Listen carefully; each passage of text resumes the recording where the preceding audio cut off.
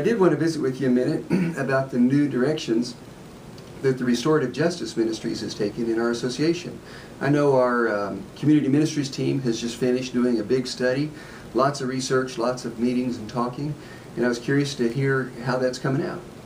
Well, I'm excited to share with you. Restorative justice is a term that may be unfamiliar to many of our people. It's a term that's been used for several years now in a larger setting.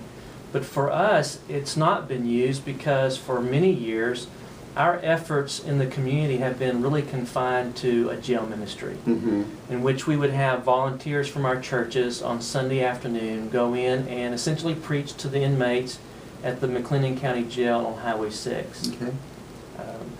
Back several months ago, we began to study the community, study the needs in the community, look at what we've done in the past, and realize that there's a much larger conversation that we've really not been a part of. And we'd like to be a part of that conversation. In fact, I'm really glad to tell you, Tim, that we are now, at least at the table, with the people that are discussing these really significant issues that is a complex mosaic of issues, but really they're ones that we can't ignore. Yeah. Well, just kind of in bullet-like fashion, what are the different facets of a restorative justice ministry or conversation? Okay, one of the things that when we say restorative justice, we're wanting to say an inclusive approach to ministry that doesn't just see the offender who's behind bars that we go and we preach the gospel to, but to realize that one day that person is perhaps going to be released. And what do we do with the now ex-offender? They have issues of housing, they have issues of employment, training for employment. They have family members that may or may not have been faithful with them through that process. So there is a larger set of issues that then impact all the other resources that are available in the community, and especially now with diminishing budget on the state and federal level. This is going to fall back on the church more than it has been for many, many years. And there are people involved in the criminal justice system all around us, in all of our communities, aren't there? I mean, between the officials that work in the system and the victims and the offenders and ex-offenders and all that. So it's a very large kind of population in our area. It is, and it would be difficult to find any of our families in our Baptist churches that are not touched in some way with this restorative justice set of issues. So what is the community ministries team going to propose as far as what the WRBA ought to be doing or will be doing in the area of restorative justice? Well, one thing we will do is continue our jail ministry in McLennan County.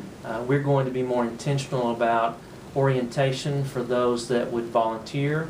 We want to be more intentional about getting more volunteers, because right now we really have a small number of people from our Baptist churches that are plugging into that opportunity, which is a wonderful opportunity of sharing Christ's hope. So we want to really do a better job with the jail ministry, but it's really the springboard for a larger two-day conference we've already scheduled for September the 30th and October 1st.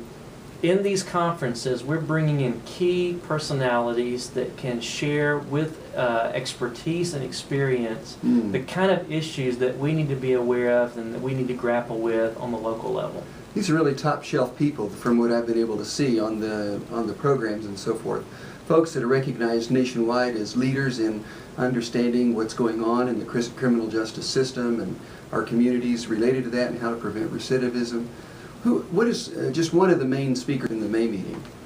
Well, the first speaker is going to be Dr. Byron Johnson, who is the director of the Institute for Studies in Religion at Baylor.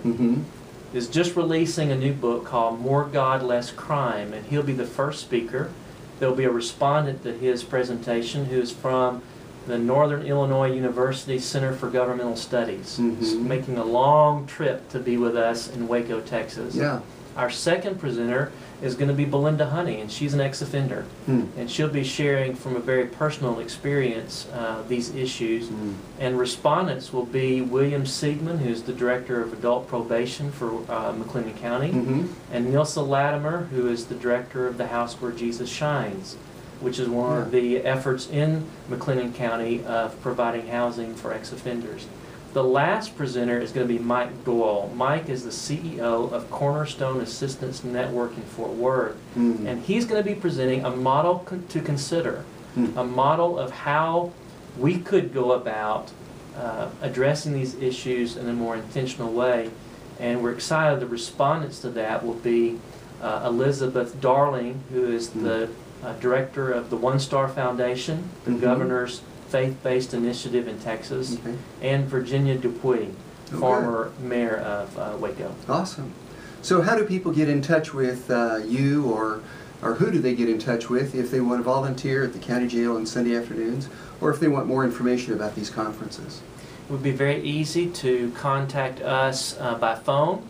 You can contact me by email, or you can go to our website and you'd find there the appropriate links to contact us to get more information. And we would be glad to share with you how you can register online and how you could become a volunteer in the jail ministry of McLennan County and many other initiatives that will be coming out of this task force and these conferences. Awesome. Well, thanks. Appreciate you sharing with me.